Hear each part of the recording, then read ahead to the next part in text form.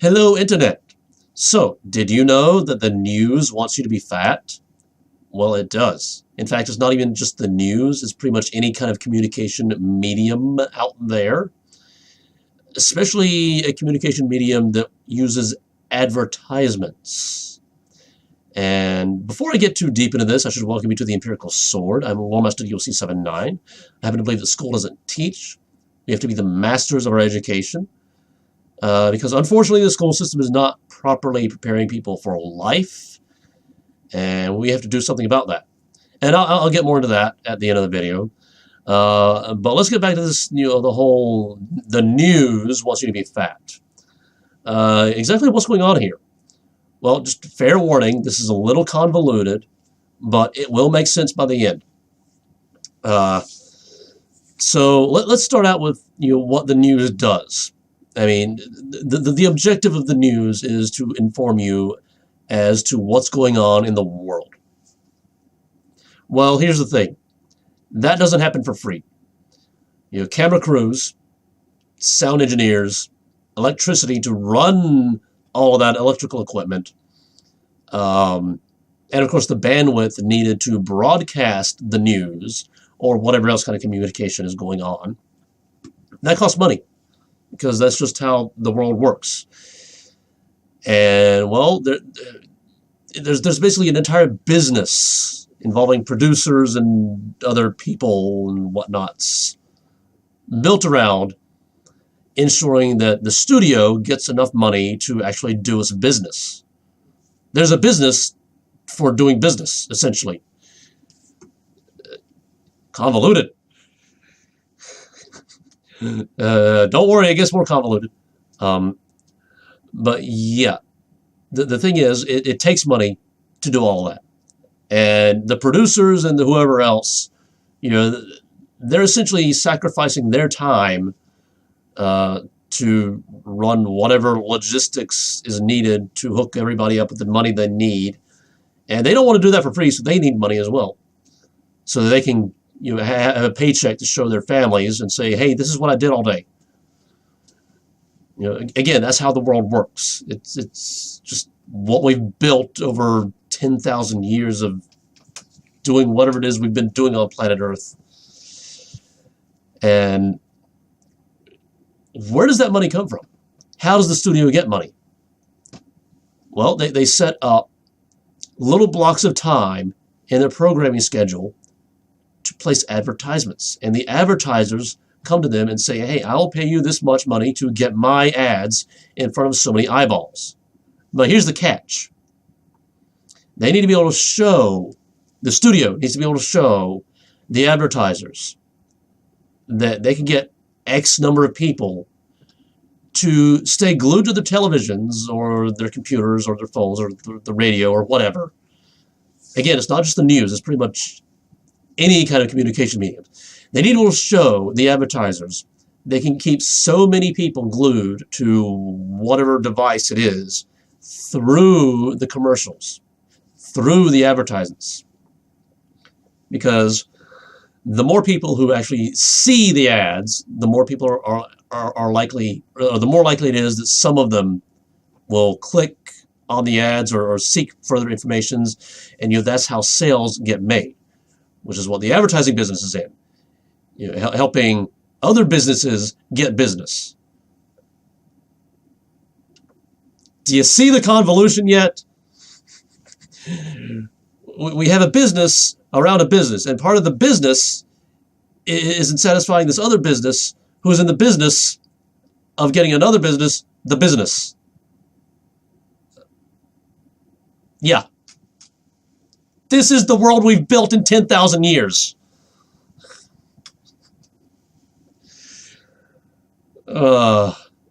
We really make things more complicated than they need to be sometimes. I don't know that this is one of them, because I don't know enough about the logistics involved. I don't do logistics. I hate logistics. This is something I would pay someone else to do, basically, if I had the money. I don't have the money. But there are a lot of things that we make more complicated than they need to be. This may be one of them, or it may not. it's mind-boggling. But how does this relate to making you fat? Well, it's the ads. Think about the last ads you've seen. Coca-Cola, McDonald's, Wendy's, food-related places, things. I try to ignore as many ads as I can, so I'm not up on all the ads out there. But it's like food and food and food and food. And see, the people who engineer the ads, they want you to watch. And not only do they want you to watch, they want you to feel like you need to buy the thing being advertised. So they want a Doritos commercial that will make you feel hungry for Doritos.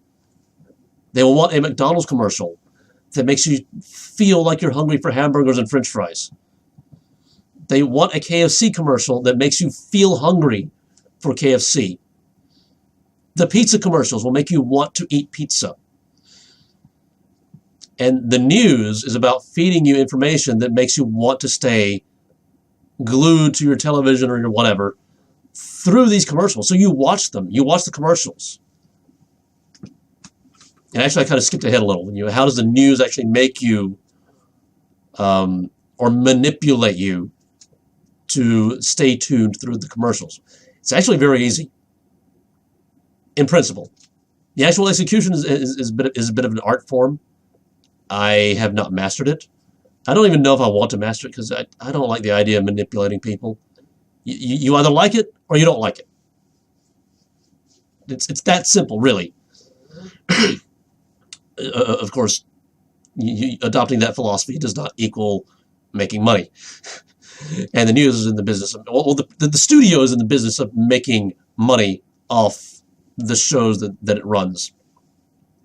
But there are three things that the human brain is almost obsessively compelled to pay attention to. One, things that make you happy. Now, this is like little heartwarming stories that make you go like, oh, inside. You're like the 90-year-old veteran rescues litter of kittens discarded in sewer or something. You just go, oh, that's so heartwarming, and I feel good inside because reasons. Yeah. And if when the news advertises that a story like that is coming up, you pay attention. You stick around. Or most people do. Some people don't. I mean, I don't care. 90-year-old veteran saves kittens. Okay, good news. Moving on. Also in the happy camp. Happy camp. I'm just imagining a summer camp for kids with like clowns and balloons and yeah, happy camp. That's the silliness. That is the silliness. Funny stuff is in the happy camp. Again, we're on topic now, by the way. In the number one, the things that make people happy, you have the heartwarming stories, but you also have the funny stuff.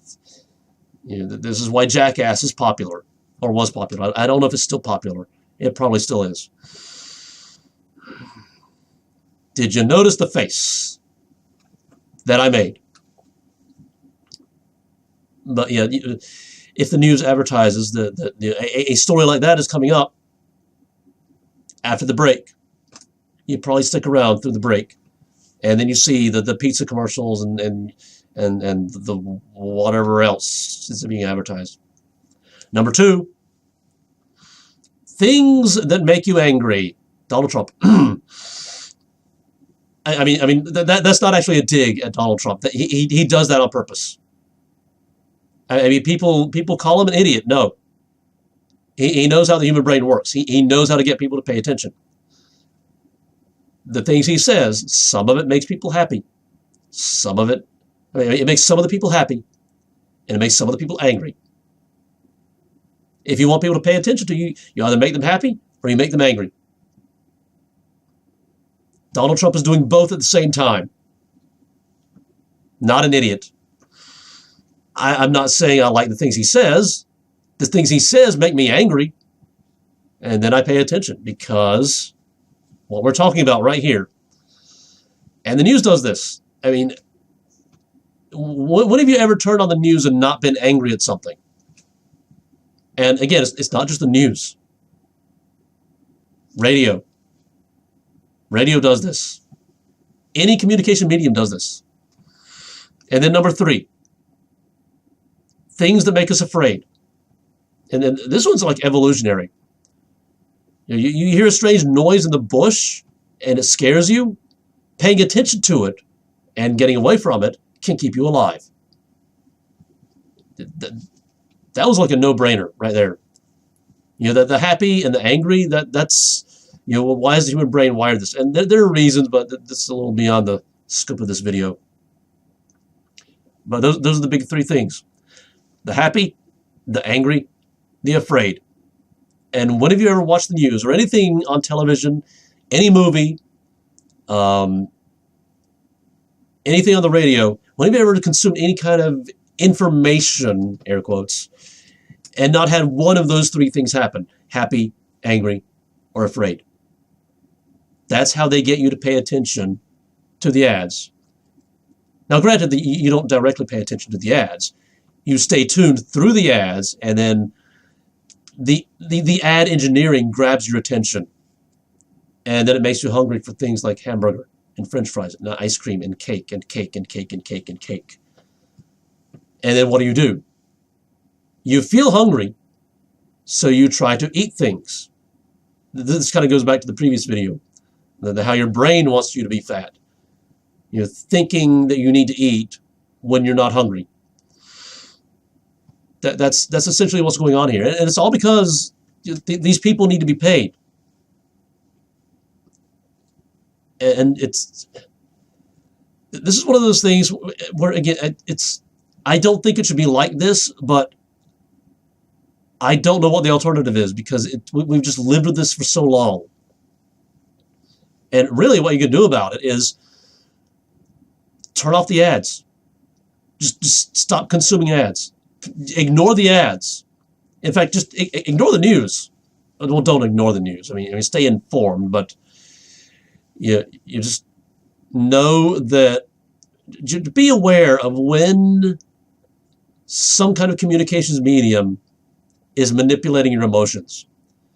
I mean, that's really kind of the big takeaway here is that whenever you start feeling strong emotion, happy, angry, afraid, even sad, that's not one of the big 3, but any strong emotion, you're vulnerable. You're losing control of yourself. And that's really kind of one of the big things that I want to deliver to people is enough knowledge and awareness to be in control of yourselves. And a lot of that comes down to being in control of your emotions. Or being in control of how you respond to your emotions. I mean, somebody says something to you, you're probably, somebody insults you, you're probably going to get angry, but you don't have to act on it. You don't have to respond. You don't have to initiate what society considers to be the correct, air quotes, response. Exert your free will, and you be in control of yourself. And be aware of when these things are trying to manipulate your emotions. Because, I mean, I'll use Hitler as an example. Have you ever seen one of Hitler's speeches? His speeches were intended to evoke emotional response. And we see what the people did because of that. That's kind of like the pinnacle of emotional manipulation right there. When you are when you go according to your emotions or what your emotions tell you to do, you're probably not making the right choices. That bottom line right there. And now that I've hit the bottom line, and now that my throat is very, very sore because this happens a lot. I think it's the allergies, really, and maybe the asthma. I do a lot of talking, my throat gets sore. But that's usually a good sign that I need to wrap up the video. So yeah, school doesn't teach. That's the whole big thing here, and we have to be the masters of our education, so that eventually one day we can reform the school system so that it does teach people what it should be teaching, giving people the information needed to survive life. And what I'm trying to do here is to give people the information to be in control of their lives. Essentially what school should be doing. Excuse me, it happens. But yeah, if that sounds like something, not the coughing. If the reforming the school system and the receiving the knowledge needed to be in control of your own life sounds like a thing that you want to see more of, then subscribe and hit that bell icon so you can be notified whenever I drop a video like this. And yeah, whatever you're watching next, I will see you then.